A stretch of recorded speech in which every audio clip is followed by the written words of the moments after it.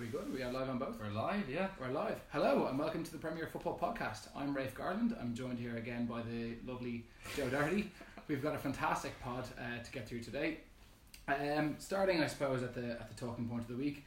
Joe, is the Carabao Cup the best competition in the world? No. Of course not. What do you mean no? It's a competition that managers actively try not to win. When was the last time you had so much fun watching a football match? Well, that's true. To be honest, it's given us a few crackers over the years. We can think back to just this week with both games. Even the United and Chelsea game was a cracker. Rashford's free kick in the last minute, but of course the 10-goal thriller at Anfield. But even going back years, like Arsenal, it was just how many years ago? 7 years ago or 6 years ago that Arsenal beat Reading 7-5. Like in the Carabao Cup, and before Arsenal had beaten Liverpool 6-3 at Anfield in the Carabao Cup, so you do get a few big scorelines in it. It can be entertaining, but like we can't deny that it's a competition that managers are not prioritising, and for good reason. Like 4 of the last 6 Premier League winners have won the League Cup that year. They won the league. I know that City have won it a good number of times. Chelsea recently. won it the last time they won it as well. Right, yeah. All 3 of the times City have won theirs. They've won the League Cup as well, and Chelsea won it in the Conte as well. City try to win it. City try to win as many trophies as possible, and they can never win the Champions League. They can never even get to the final. Was it refreshing not to have VAR involved? I know there were a couple of incorrect decisions. Yeah, no, it was great to actually watch like a proper game of football. No, I mean, as an Arsenal fan, obviously Harvey Elliott went down under the most minuscules of contact. There was no contact.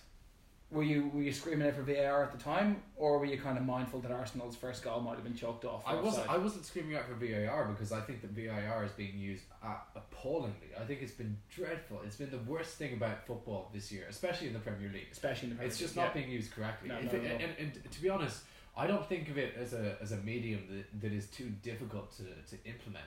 I wonder if they're actually talking with the important people, the important decision makers in regards to sports technology in other sports to actually get this right, because it doesn't seem like they are.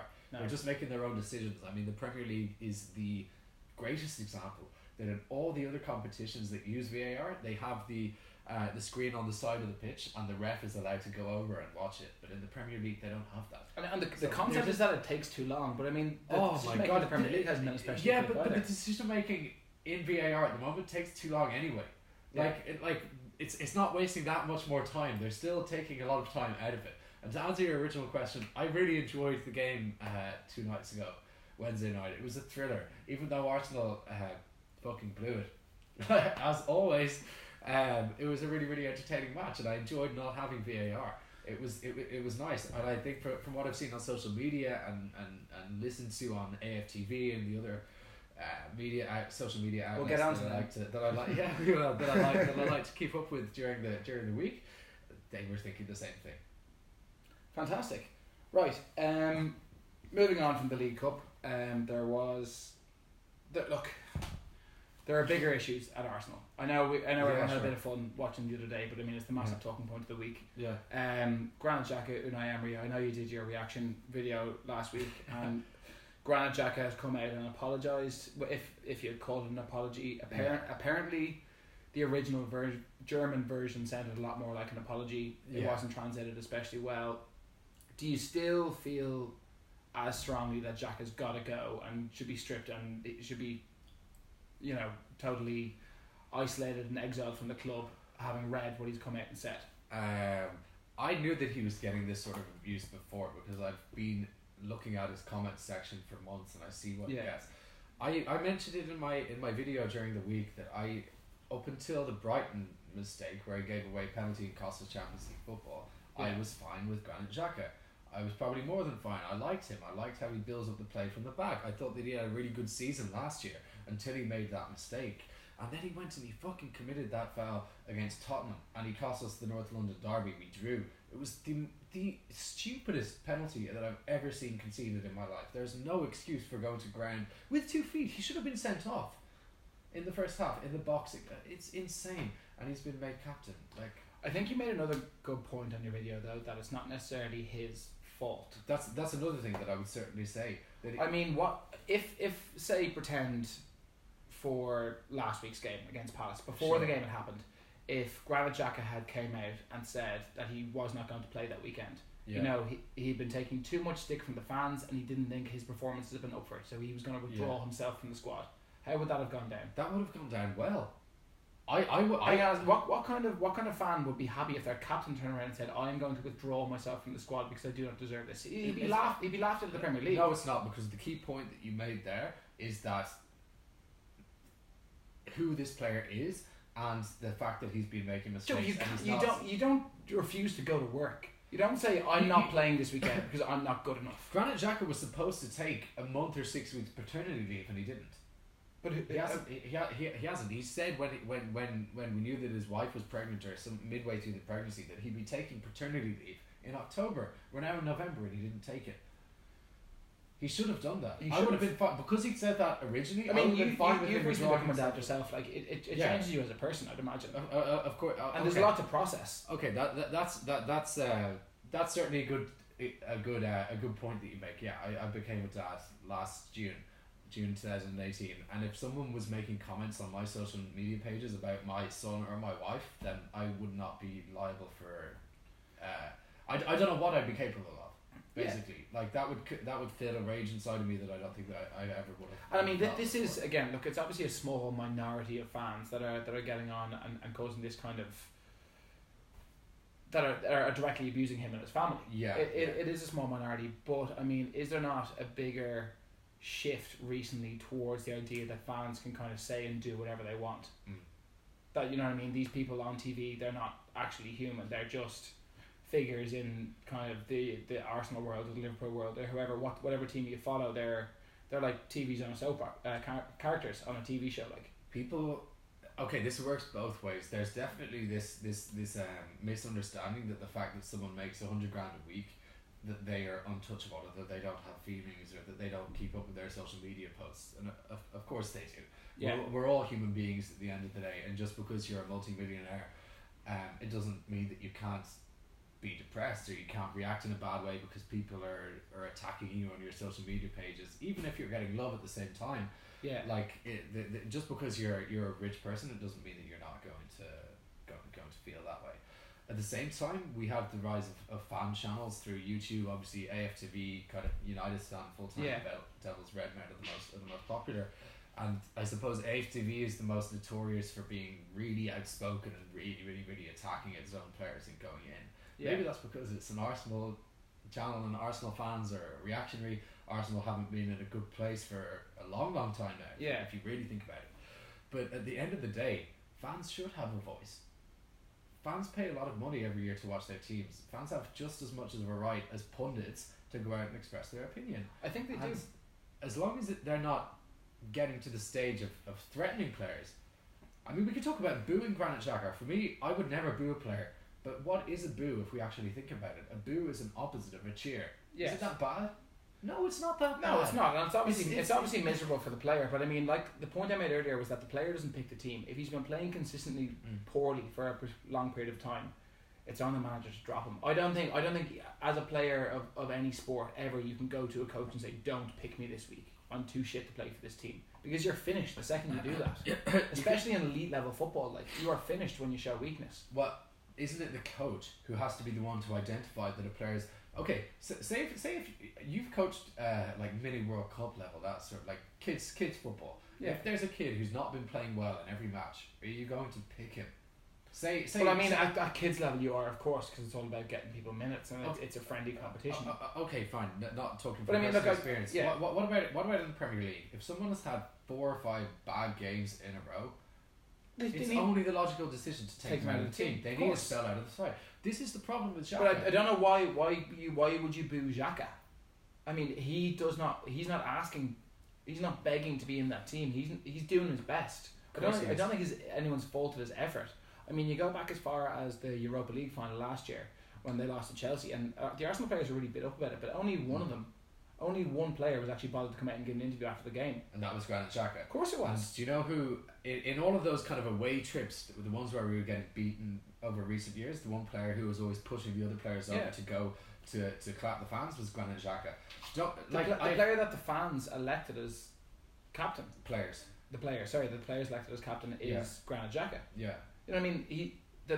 The manager wanted him as captain, the players wanted him as captain, the fans maybe they didn't want him as captain, but they must have seen that he was the only one. I don't want to say the only one that gave a shit, but like, I mean, he seemed to care more about Arsenal than any of the other players. He does care. I mean, there are a lot of blow-ins in that Arsenal team at the minute that'll come and go. I mean, a lot of good players, but a lot of guys that'll move on. There are some guys that are obviously really committed to it, but he's definitely on the higher end of commitment. I agree with you. I mean, this is a guy who was captain of Borussia Mönchengladbach. They're a serious German team at the age of 21. Yeah. Club captain of his national side currently.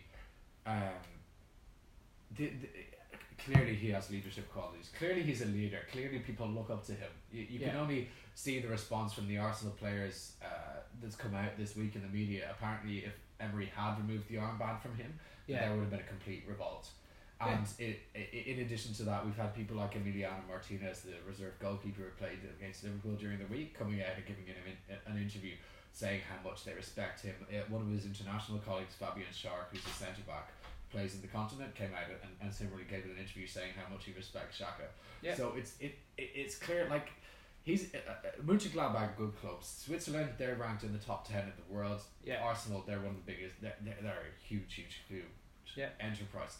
So the fact that he keeps being named like the number one guy in all of these teams, it says a lot about him. The one thing that I will say is that he hasn't backed it up on the pitch for Arsenal. Don't get me wrong, actually last season I thought he was really good next to Torreira. And the season before I thought he was alright and he was made a scapegoat. And it's the fact that Wenger was always playing him with like a Ramsey or a Wilshere beside him. And he's expecting Xhaka to do all of the defensive work. And if you notice the other teams that he's played at, when he plays for Switzerland, he plays alongside Dennis Zakaria, who's a really good industrious midfielder who can win the ball back and let Xhaka dictate the tempo of the game, which is what he's best at. Yeah. And when his best performances came for Arsenal, it was last year playing alongside Lucas Torreira in a 4-2-3-1. And this season Emery's just ditched that, and he's fed him to the line. But I mean, it's happened at other clubs before where players have obviously been in the team for prolonged periods of time and the fans didn't think that they were good enough. I know we're focusing on Arsenal a little bit today, but they're obviously a massive talking point this week. Like, obviously watching Liverpool for years, there was that period at Liverpool after they challenged in kind of 08-09 before they came back in 13-14. Yeah. And I remember Lucas Leiva really established himself as a key player then. But I mean, before Benitez left and while Xabi Alonso was there, I mean, he was laughed off the pitch. Whenever he'd play, similarly, he seemed to make a mistake or he'd give away a penalty or he'd miss a chance. And, you know, the fans hated him. But I never remember him getting booed at Anfield. And I know that Pogba gets some boos at United for not living up to what he does. But, I mean, there seems to be an especially toxic culture at Arsenal that seems to go even further than what's happening. The dressing room is split into two groups of players. Pro Xhaka against Xhaka, pro Emery against Emery, whatever it is. Do you know what I mean? It goes past that. The fans, I'm not even saying that they're pro Emery or anti Emery. A lot of them seem to be anti Emery, but they seem to be divided as to whether or not they're on board with attacking the players for the performance, whether they're not. And you spoke about the rise of Arsenal Fan TV, but are they not just the guys that shout the loudest, that get heard the most? Their opinion seems to carry extra weight because they've got their big YouTube fan, whereas previously fans would have been a fan unless they were directly involved in the club. I know there would have been supporters groups, but I mean, supporters groups are run totally differently to the way that the private social media things are done. Like they rose to prominence, and obviously, look, you said it yourself during the week that they're the gold standard in terms of production and the content they put out there and how aggressive they are online. They're a brilliant watch, but they're so entertaining. Like, I mean, a lot of their fans, when they became really big, was during the Emery out, not Emery, the Wenger out era. And I mean, they weren't Arsenal fans that were watching. When Arsenal would get beaten, the rest of the Premier League would turn in to watch these guys go nuts. It's still like because they were. But this is what I'm saying. I'd watch a lot of Arsenal fan TV without being an Arsenal fan just because it's hilarious. Yeah. And I mean, but these guys get taken seriously, it seems, by a broader kind of section of the Arsenal fans just because they have the loudest voices. I mean, you wouldn't have always been an Arsenal fan. Like we've said before, we live in Ireland. It's not possible to be match going the whole time, and when teams kind of fall off the radar, they fall off the radar. Yeah. And obviously Charlton went off the radar a few years ago, and at a consensual age, almost as it was, not as a kid age, you picked Arsenal. Yeah. And I mean, Arsenal weren't the best team in the league at the time. They played really nice football though. They were always entertaining. Yeah. So I suppose the question I have for you, Joe, is after as many years as an Arsenal fan, do you feel like you've got the entertainment that you wanted? I love being an Arsenal fan, even though I came to Arsenal later than most would. I would say that I'm as. But surely this is what Arsenal fans old school have always been about. There's always just been drama at Arsenal. There's always it's always good or it's always bad, but it's always high profile. Do you know what I mean? You'd never even be guaranteed to win games. Like I said, you weren't the best team, but it was always entertaining football. You'd always be guaranteed goals in a game, and you still get that at the Emirates. It's the same old Arsenal, man. Do you know what I mean? They were good for a prolonged period of time, but they've never been dominant. Yeah. Like, I mean, they've won obviously trophies over the years, but I mean, there's never been a sustained period of Arsenal dominance. They're not a huge club like that, but I mean, they can get away with being the most expensive sports team to watch in the world just because they guarantee entertainment. So I have very little sympathy for Arsenal fans when they get so worked up on Arsenal. They're designed to be like this. I don't know what Arsenal was like to like view from the 90s, because earlier, because we were like the kids in the 90s. Yeah. Like we were. So I don't know what it was like then, but like the opinion that you get of Arsenal is of a huge club. Like, I've read a lot about football history, and one of the most respected managers that you read about is Herbert Chapman, who led Arsenal to a good few league titles in like the 1930s. So we're going way back. So they've always been around. It's a London club. London's the capital of England, of the United Kingdom. Like, they're the biggest club in London. I'm sorry, Chelsea fans and Tottenham fans, but there's no debate. You can't debate. Well, if you look at success over the last 15 years, there's one club in London. I'm not talking about that. I'm talking about the biggest. Who's the biggest? Who's the biggest club in London? Fans are charging there. The biggest club in London. Does that need to wheel because it's going to die? It's grand. I mean, it's at 20%. Is the wire plugged in properly? Is what I'm saying. It is plugged in properly. Sorry, the biggest club in London is Arsenal. There's no debate about it. The most successful in recent years is Chelsea. There's another club that like to talk a lot about themselves, but like, fair enough, they haven't done too much. But all I'm saying is, like, do you know what I mean? Say the campaign comes through and Emery leaves. You know, you get Emery out, and you get a new manager in. But I mean, what do you think is going to change? Because nothing is changing above that. If you look at the dominant teams in England right now, there are two. Look, Chelsea have a model for success, and they've always had where it's through trading young players, whether for bad or for worse. They always manage to bring in massive capital through trading young players. They identify successful players traditionally, good established players, bring them in, and they're kind of redefining themselves now, and they have a very clear identity with what they want to do and a very clear thought process. Liverpool have the same process. The assistant manager, Pep Lugrins is his name. At Liverpool. Yeah. Gave a great press conference last week about some of the young lads coming through the team, basically saying, look, they're fantastic players. Even after the United game, Ox is brilliant, you know, all this.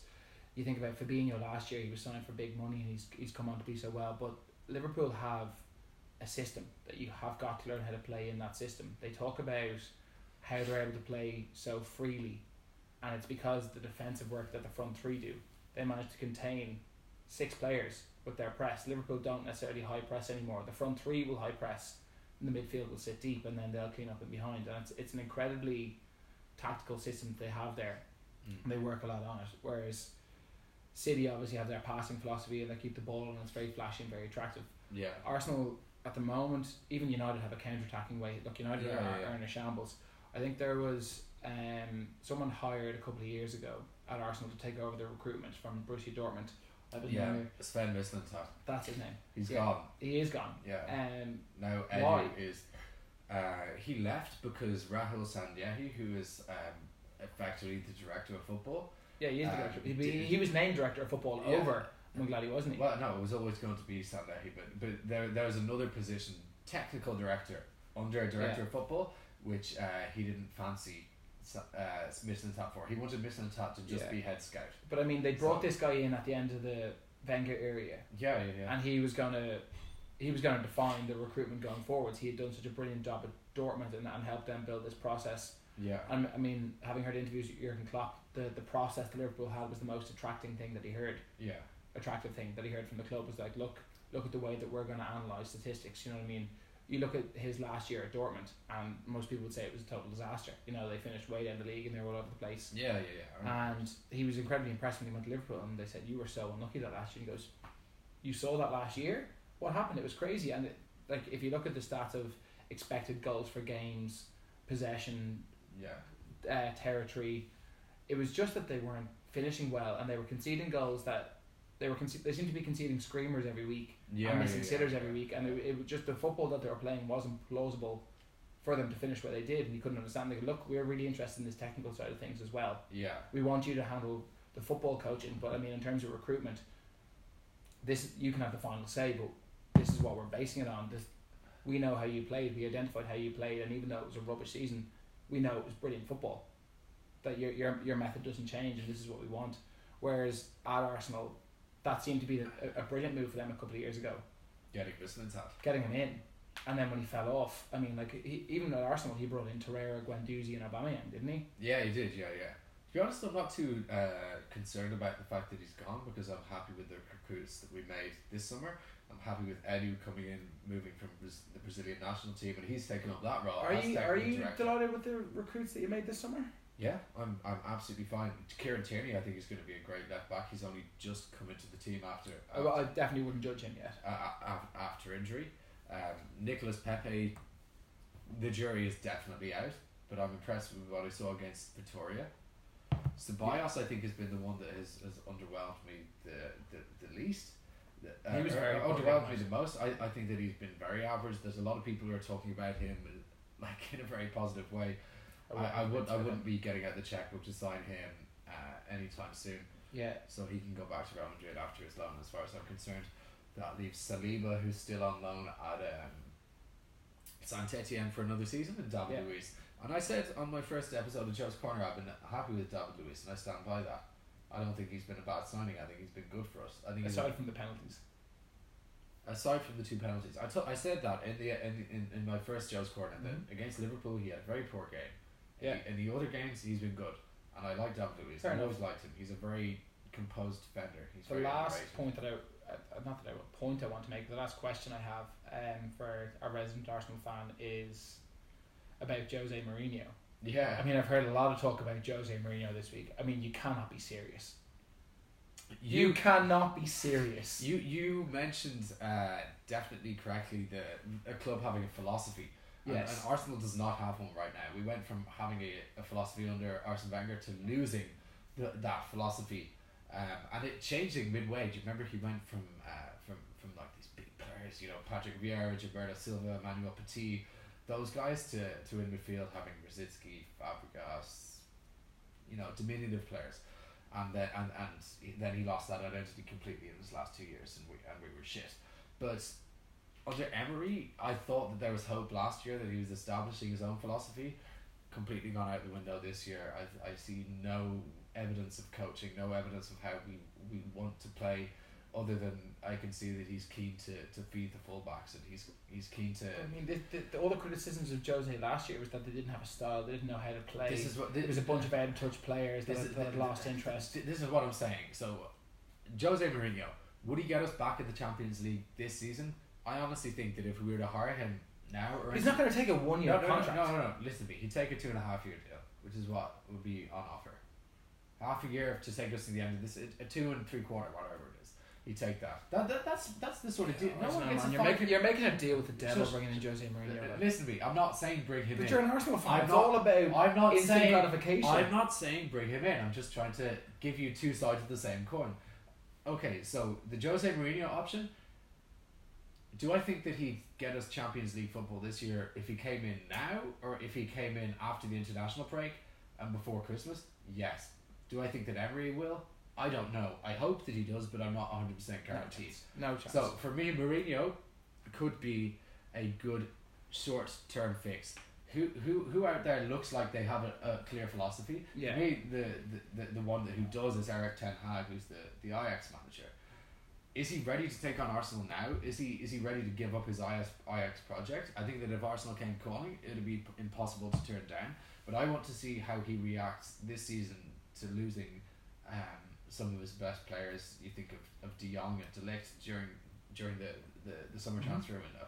So I wouldn't be going to appoint him right now. That's why I think that it could make sense to go for someone like Jose Mourinho in the interim, and then it's get back in the Champions League and see how the other guy develops, because the other option is giving it to someone like Freddie Ljungberg, and that's, you don't want that. That's a give it to Giggsy situation. Don't get me wrong. I think Freddie Ljungberg has done phenomenal work in the Arsenal academy, and I won't hear a bad word said against his coaching ability. But it's not fair to put him in the Lions. It's like giving Jack. It's not. Do you know what I mean? You're throwing him under the bus, because if results don't go our way, people are going to go against him. What about Brendan Rodgers?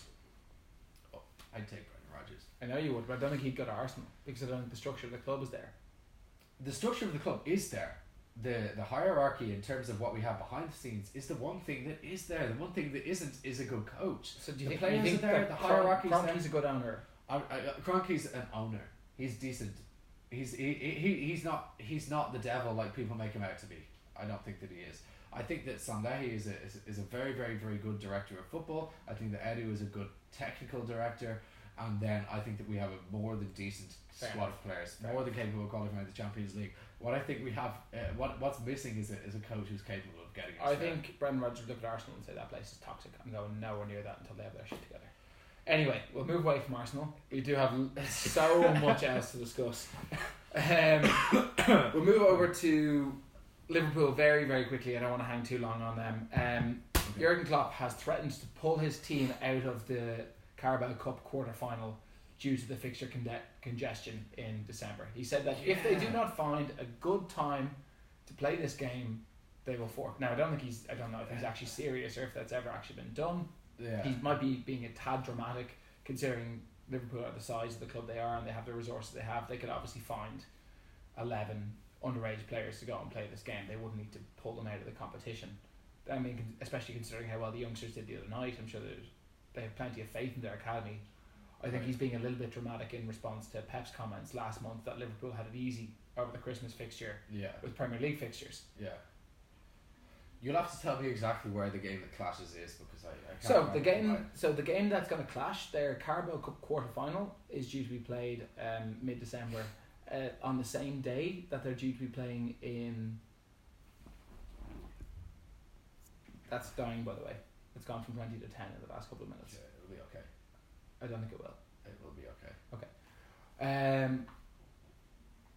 They're due to be playing in the FIFA World Club Cup. The FIFA Club World Cup. Yeah. In the Middle East. Yeah. On the same day. Yeah. They have to get special compensation to get out of one of them, don't they? No, well, I mean, their League Cup game will be refixed, but I mean, if you look at the busy Premier League schedule through December and January, there's no time to be refixed really. So he said that they got to find an appropriate time. He said, and I'm sure they will, and Liverpool will field a team, and it'll be grand. He said that they could play the games on the same day and field two separate. No, well, I'm suggesting that. I read that in the media somewhere today. Oh really? I don't think Liverpool have been suggesting that. Yeah. I mean, where's the priority? The priority should surely be to the Carabao Cup. I mean, the FIFA Club World Cup. Edwin van der Sar ranks the '96 Club World Cup as the highest achievement of his career. Does he? Wow. Yeah. I've never paid any attention to those. The South Americans cross-continental. Yeah, the South Americans take it very seriously. Do they? Yeah. No, to be honest, like, we'd be serious football fans. I've literally never paid that. Yeah. Those kind of competitions, the slides. Although that's because Arsenal have never won the Champions League. Manchester United did. They forfeit their place in the FA Cup. Yeah. To play in a global. They did, and Liverpool could set the record for the most games played by a Premier League side this year. Should they win all of their games, including finals, or obviously make it to all of the finals possible, they'll play 69 games, which equals the record of Rafa Benitez's Chelsea team when they won the Europa League and lost both the finals of the League and FA Cup. Yeah. Interesting fact for you. It's a serious amount of games. Last thing about Liverpool, Fernando Torres, as you may have seen in our poll this week, came out and pledged his lifelong allegiance to Liverpool. Only 8 years after leaving the club, or going on 9 years after leaving the club in January on deadline day, having handed in a transfer request to move to Chelsea to win titles. Yeah. What do you make of that, Joe? He can go fuck himself. Transfer that to Arsenal. I don't know time for someone like that. No time. He forced to move to a direct rival. No, I know Van Persie did it with Manchester United. Well, Van Persie ran down his contract. It's not quite as well. There were promises made to Van Persie that weren't kept. So I don't know if it was the same with Torres. They're probably. Can we just check this phone is charging, because I'm very convinced it's gonna die. Yeah. Is there any way of with a buzz or anything if I plug it out? It should buzz if you plug it back in. Yeah, that's what I'm thinking. I mean, there's no buzz there, like, and it's definitely about to die. Sorry lads, I know this is kind of unprofessional, but we're live and our camera's about to die.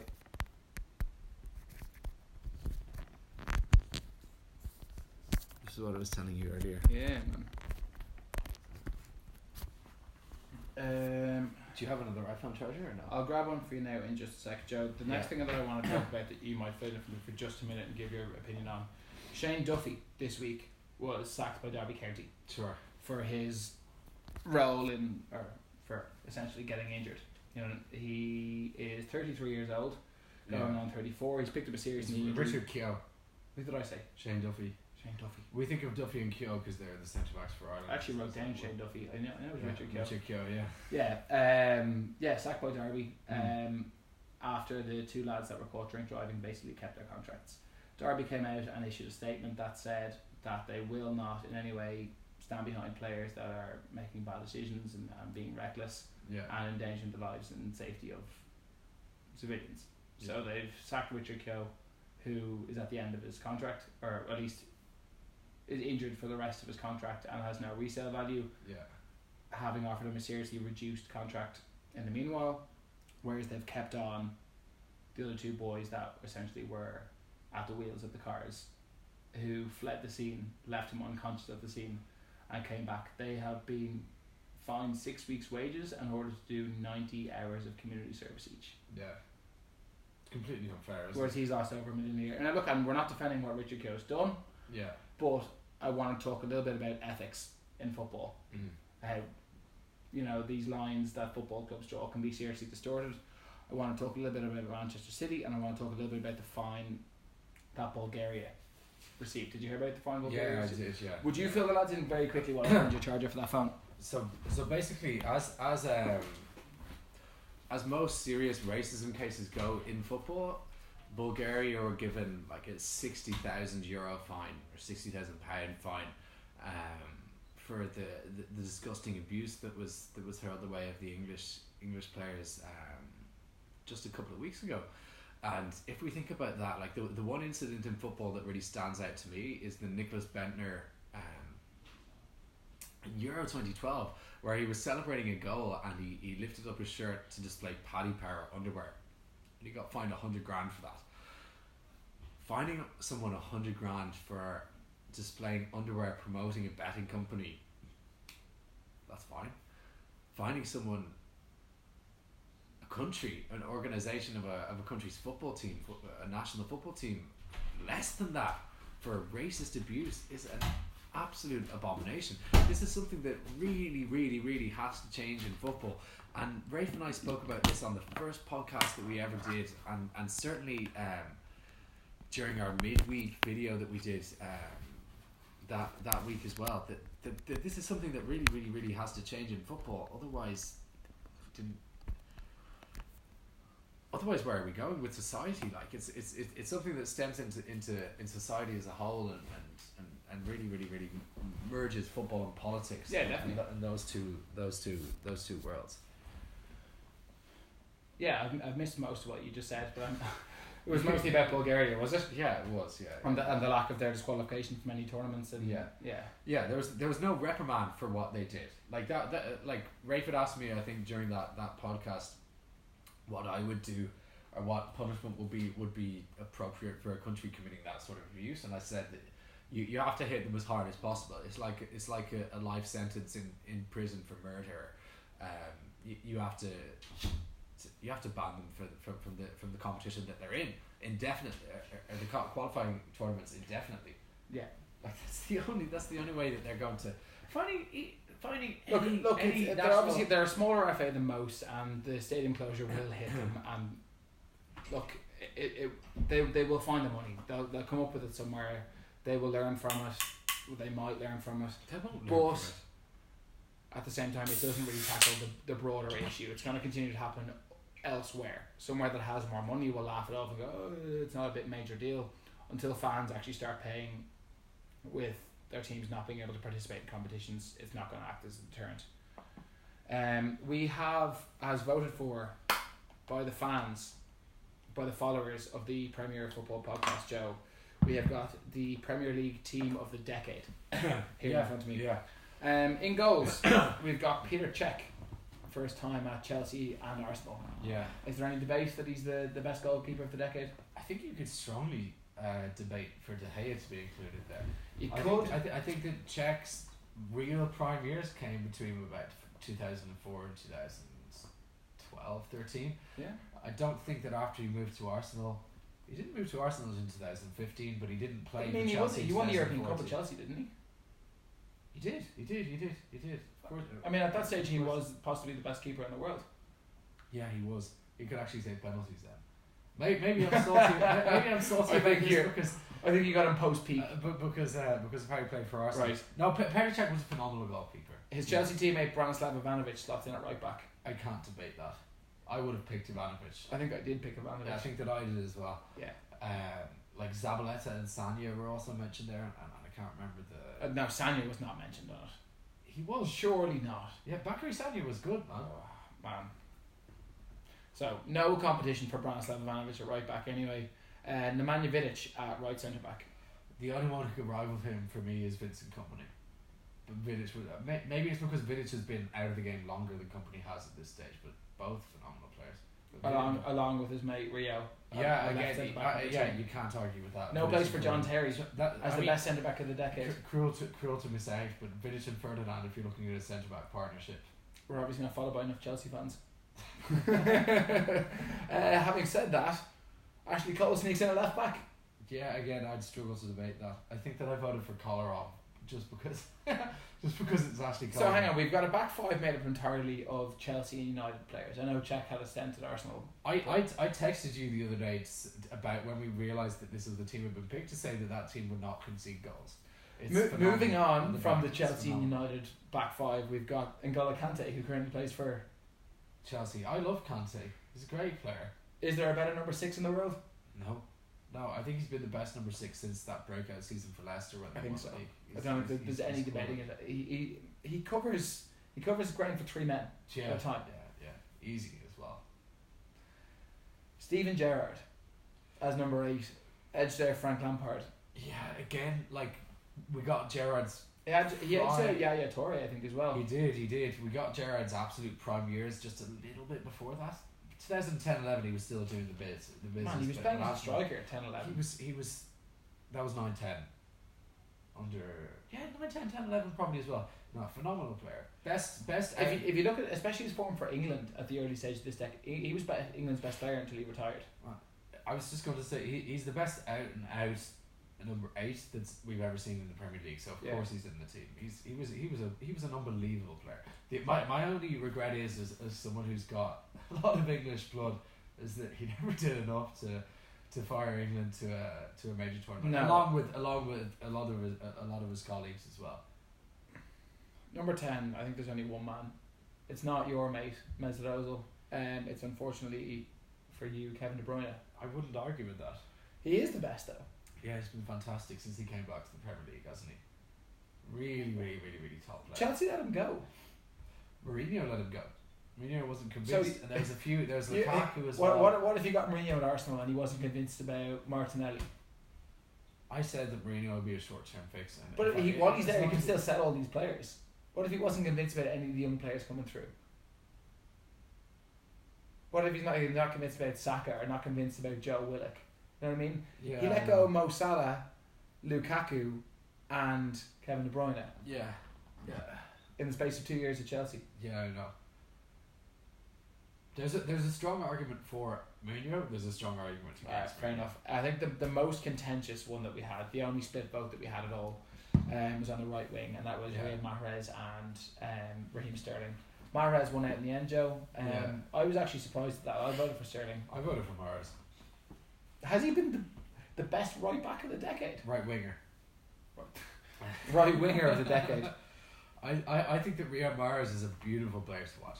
He's so good on the ball, and again, probably a part of it in me is the romantic side of the fact that he was the man. You're not the only one, though, man. The fans have voted. No, that's what twice. I mean. That's what I mean. How many people are pro? I was just surprised that Jamie Vardy didn't get so many votes as striker. Like we had a second referendum. We moved Rooney to the left wing just so that we could. Like I was really pushing for Vardy to be included in the strikers. I love watching Jamie Vardy. But Mahrez is like that. It's that romanticism about that Leicester 2016 team. And he's a quality player. I love watching him play. I wish he'd signed for Arsenal because we were in for him. I really do. I think he's better than Pepe. It's much better than Pepe. He's much better than Pepe. Sergio Aguero makes the striker role, and I mean that was a contentious one. I mean he's a fantastic player, but there are so many good strikers that have come through the Premier League in the last few years. Yeah.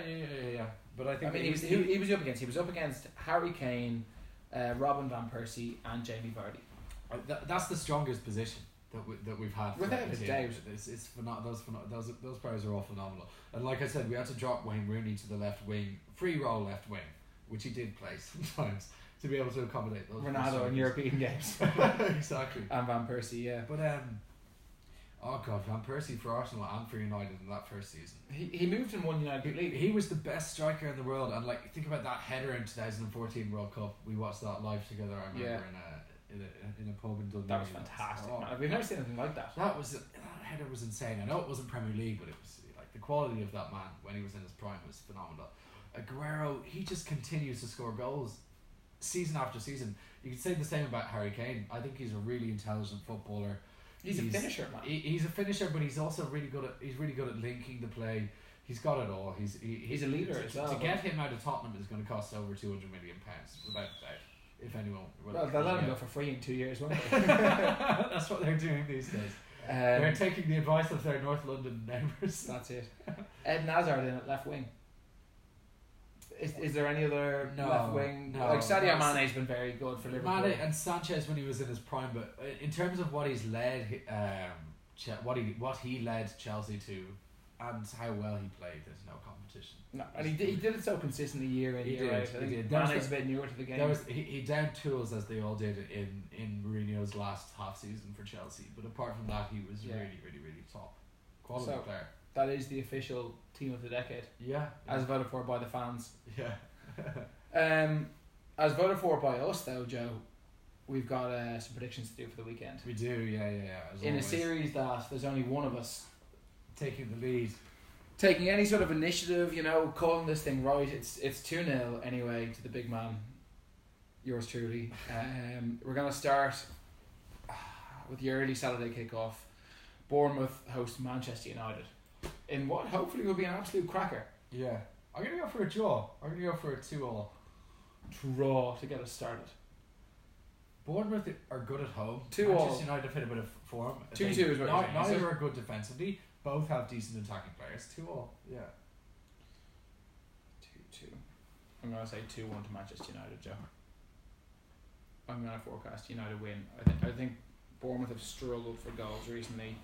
United, since the Liverpool game, I think they won 3 or 4 on the road. I know they put out a strong team in the Carabao Cup against Chelsea, but I mean, they've strung together some good away wins, they've been doing especially well against teams that have tried to play football against them. I think going to Bournemouth will try to keep the ball and play football against them, and the only thing that United seem to do is counter-attack, especially with Martial back in the team. I think they're going to win the game 2-1. The afternoon kickoffs. Yeah. Arsenal Football Club take on Wolverhampton Wanderers. 2-1 Arsenal. Now you do know that we've done 3 of these prediction shows and you've predicted 3 Arsenal wins, and no, not 3 prediction shows, but unless we predicted one in the Carabao Cup as well. Unless we're playing City and Liverpool away, be assured that I'm going to predict an Arsenal win. What score are you saying, Joe? I said 2-1 Arsenal.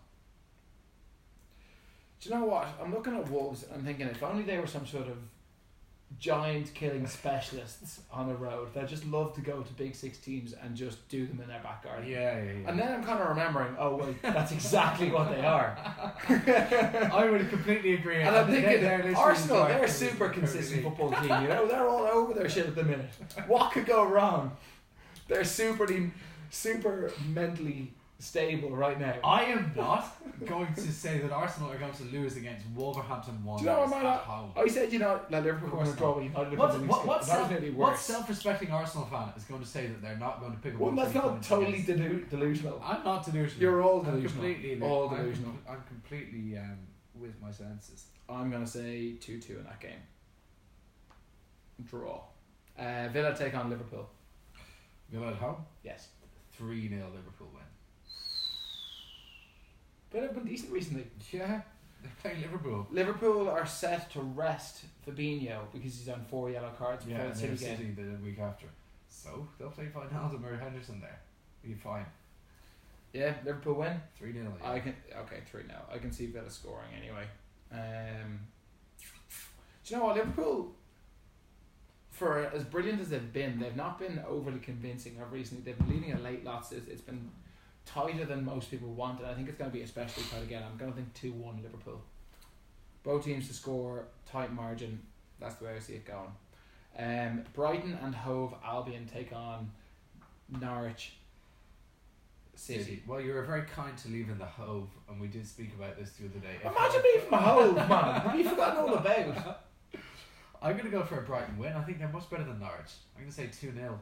Do you know what? I think you're definitely right. I've actually brought Aaron Conley into my fantasy football team this week. Brighton are half decent, and they 2-0, is it? They have Lee Gunner as their manager. I don't know if you watch Lee Gunner. He's an Arsenal. He's an Arsenal YouTuber. He looks the exact same as Graham Potter, who's their manager. Yeah, whatever. 2-0 was it? Yeah.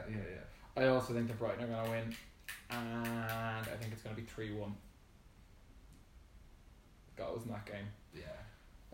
Norwich have been really poor though. Man City take on Southampton for the second time in a week. 5-0 Man City. Man City beat them 3-1 midweek. Yeah, 5-0 Man City. 5-0 Southampton are a really poor team, man. I think they need to get relegated. Looks like they're going to get relegated, man. Southampton are 18th on 8 points after 10 games. Yeah, and they just lost 9-0. Having said that, Norwich are on 7 points. Man, this Southampton side have been sliding since they got rid of Claude Puel, and they don't show any sign of getting better. They had a brief honeymoon period under Hasenhüttl, but 5-0 was it? 5-0, yeah. City at home. Yeah, man. 4-0.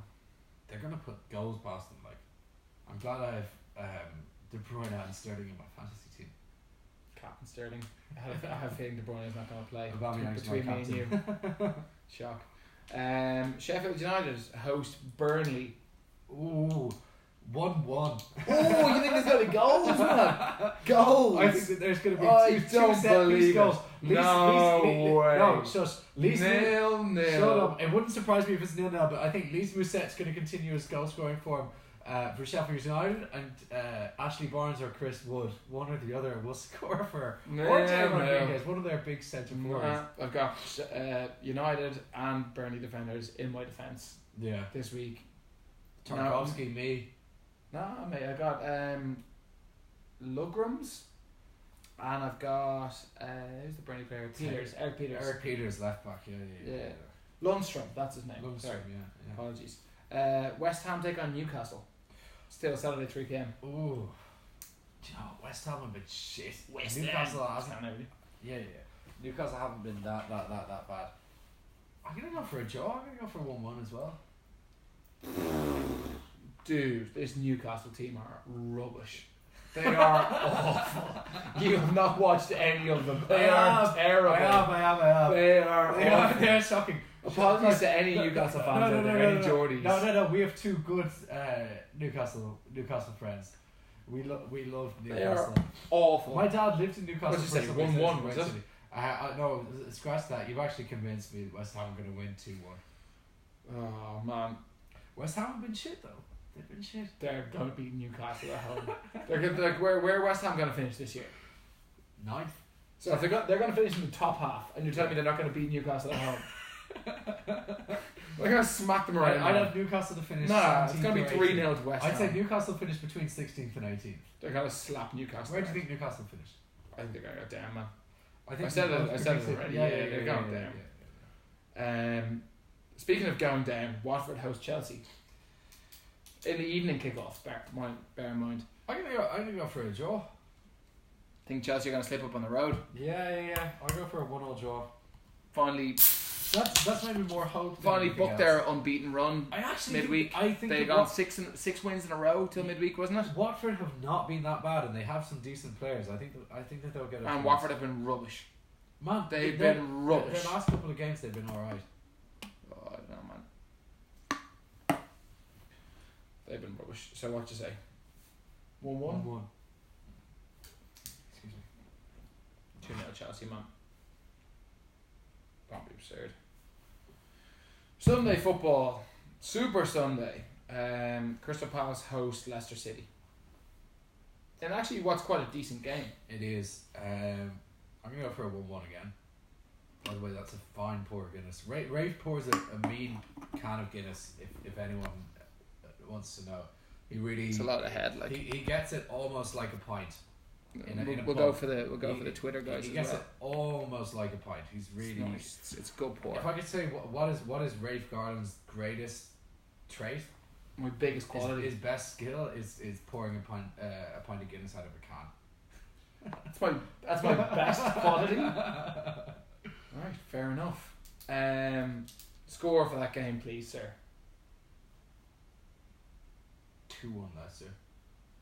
Although I wouldn't be surprised if Palace got a point, because Palace are really not that bad. And they'll play on the counter-attack even at home.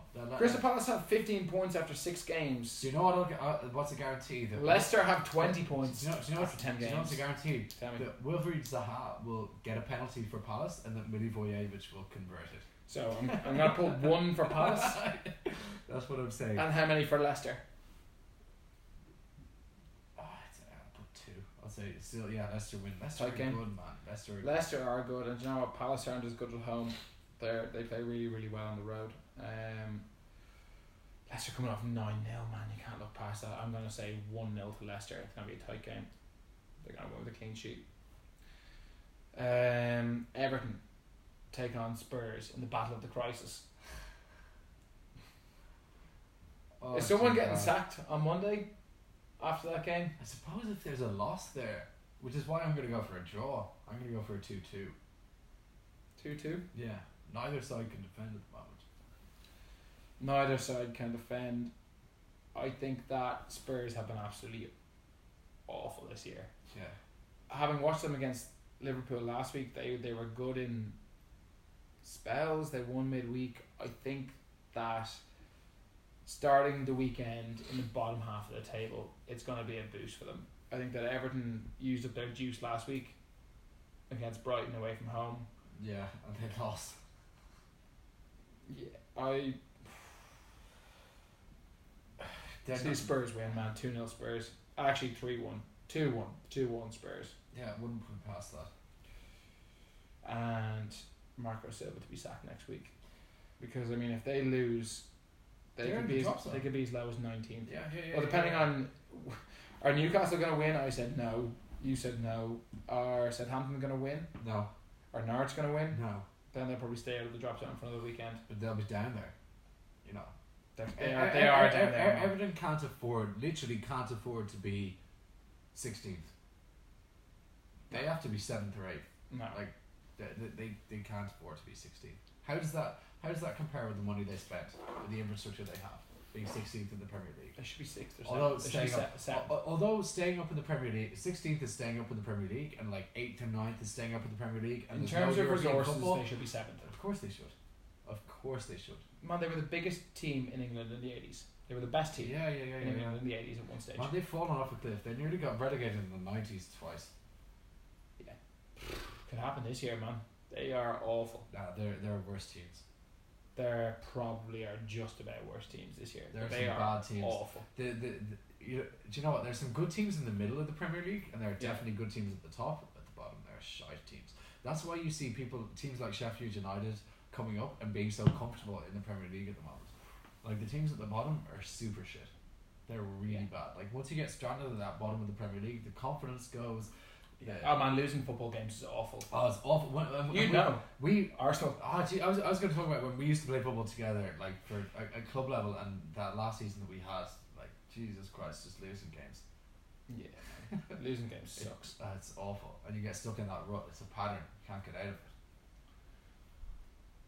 Do you have anything that you would like to talk about while we're here? Anything we haven't covered? Anything else you want to get off your chest until that can't wait until Monday? Not particularly, no. I feel pretty You relieved got of it out everything there? that I have to say. I think the main thing for me this week was the Xhaka thing. I've definitely calmed down since I did my video. I still think he should be stripped as captain. I don't think you can leave the pitch like that. Is he finished as an Arsenal player? I think that. I mean, if he comes back and plays for Arsenal, I'm going to support him because he's an Arsenal player. But he's a brave man if he walks out onto that pitch this weekend. I don't think he will. I think Emery's actually come out and said he's not in the squad, which is definitely right. He's not in the squad for the weekend. But, now I'd be happy if we sold in January.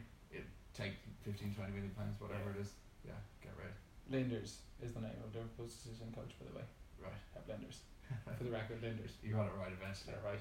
Guys, before we go, please subscribe to our YouTube channel. That's the most important. That is really, really where we want to go. We're coming to you live today from Facebook and from Twitter. Please go over to YouTube. We are the premier football podcast. We're not hard to find. We'll put links up in all of the descriptions and all of our bios. We're on Facebook, Twitter, Instagram, Spotify. It'll go up on Spotify tomorrow. Yeah. Please, tomorrow is Saturday, by the way. Please come check us out. But when you do, subscribe, like, share, because as much fun as we're having, we want to have even more fun with even more people. Yeah, it's all about getting, like, the more that we can get out of this, the more that we can put in. Like, the bigger this can get, the better. Wait till you see the production that's coming. We've got a meeting with a production manager tomorrow. We do. Well, I do at least. It's gonna be fantastic. Yeah, you do. Wait till you see the equipment that we start coming out with, the improved audio, the improved video. It's gonna be absolutely class, guys. We're gonna start doing merchandise. It's gonna be off the chain. Stay with us, but please, good God, subscribe to YouTube, because we've got 17 subscribers. That is bullshit, guys. We need to get it up to 1,000 ASAP. Yo, we got 650 followers on Twitter and 17 subscribers on YouTube. It doesn't compute. Bullshit. Go over to YouTube, please. Thank you very much. Joe, thanks for joining me. Pleasure, Rafe. See you next week. Thanks, guys.